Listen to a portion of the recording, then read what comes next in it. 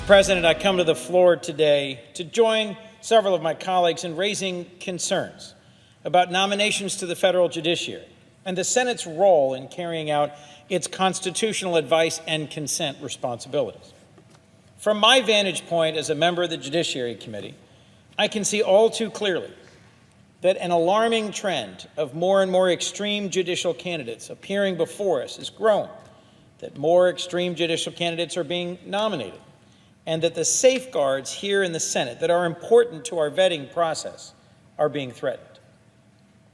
Let me start by giving a simple overview of what's happening. First, in terms of the speed at which we are considering critical lifetime appointments to some of the most central courts in our whole federal judicial system. Just this week, my Republican colleagues have brought forward 4 circuit court nominees, 4 nominees in 1 week, beginning to end. That's more than the number of circuit court nominees that were confirmed in the entire first year of President Obama's presidency. More importantly to me than the speed is the quality of our process of reviewing these important nominations.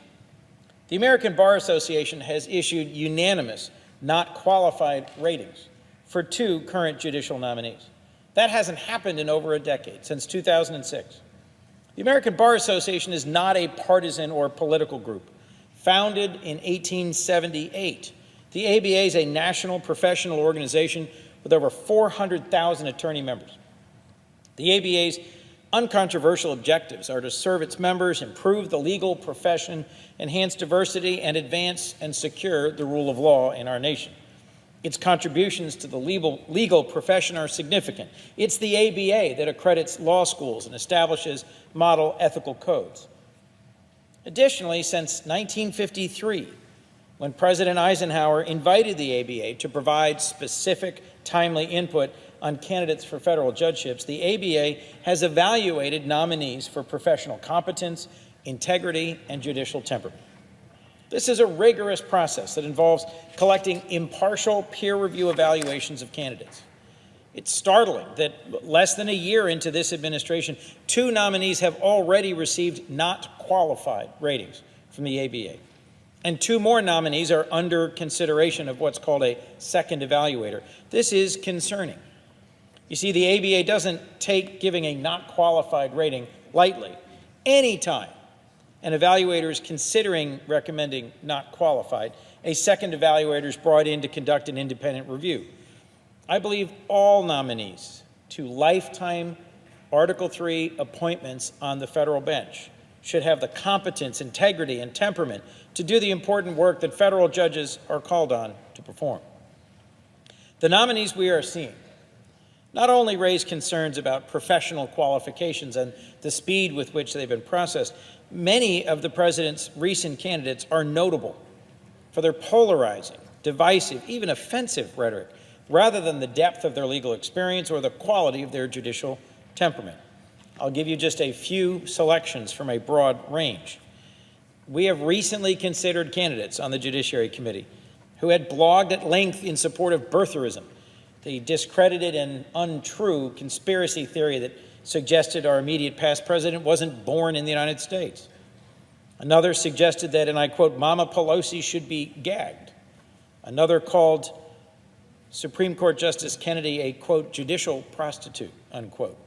Compared abortion to slavery, complained Americans overreacted to Sandy Hook, repeated anti-gay slurs, and said transgender children are proof that Satan's plan is working.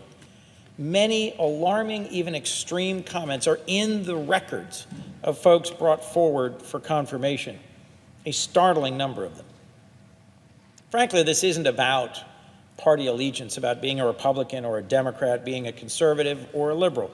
This is about having the judgment, the temperament to be a federal judge. The mechanisms we have for completely evaluating nominees are today being strained. The American Bar Association has been cut out of some of the White House's efforts, its pre-nomination vetting process. That means when the ABA conducts its evaluation and seeks feedback from a candidate's peers, they discover the nomination's already been announced by the White House. If the candidate's already been chosen, understandably, lawyers are reluctant to provide candid feedback when they know a potential federal judge has already been nominated. Additionally, it's concerning we've had hearings in the Judiciary Committee before the ABA rating process is completed. When that happens, it prevents the ABA, our professional organization of attorneys, from being called to testify to explain a not qualified rating at a hearing where a nominee is considered. In fact, just today, earlier today, we had 2 judicial nominees listed on our agenda who do not yet have an ABA rating. I'm not suggesting every senator needs to vote in lockstep with the ABA rating, but I feel strongly the ABA's evaluation must be available to senators before they're asked to vote on a nominee for a lifetime position as a federal judge. Another tool that's under attack that is a century-old tradition of the Judiciary Committee is the so-called blue slip. This is a practice that allows the 2 home state senators to give a positive or negative recommendation on a nominee before they receive a hearing and are considered for lifetime tenure. It allows each senator to approve the judicial nominations for vacancies in their home states or in the circuit courts where a seat is traditionally associated with that home seat.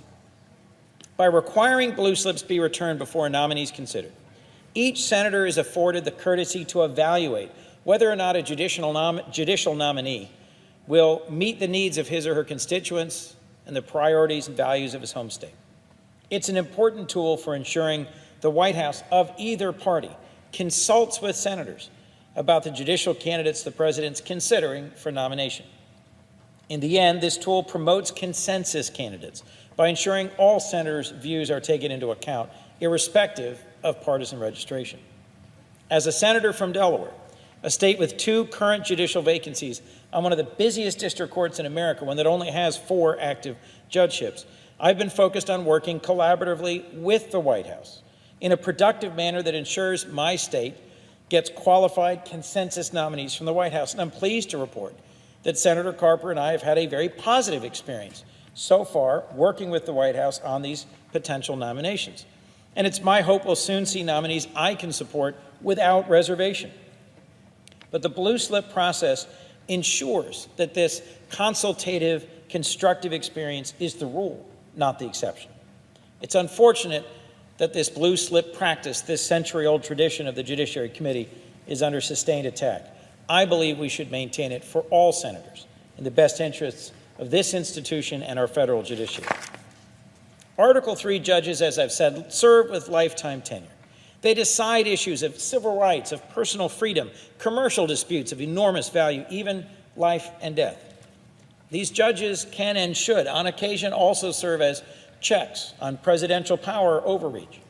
Just in the past few months, Article 3 judges have enjoined executive orders, including the so-called travel ban, the transgender military ban, and the decision to strip funding from sanctuary cities. We should be advancing nominees who can earn broad support from members of both parties, nominees with the experience to handle some of the most complex and demanding judicial issues of our time, nominees who've demonstrated the temperament to administer justice fairly. These nominations matter.